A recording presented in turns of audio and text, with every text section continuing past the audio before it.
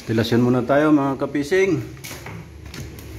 Yung isa naglusot na din eh. Nailusot ko na. Yung number 8. Yan, dumaan yan din eh. Papaganon, paliko, tapos paganon uli. Yan, taka kayo bakit nahihila itong ganito kalaki.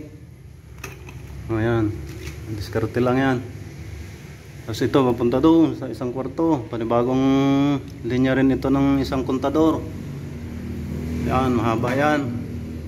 Nasa 10 metro. Yan, nagputol ako din eh. Naglagay ako ng junction box para madaling hilahin. Doon na ako magpasok sa alambre.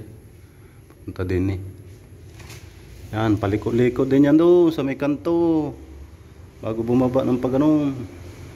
Doon ko na rin nilagay ang breaker niyan sa kabilang kwarto. Yan.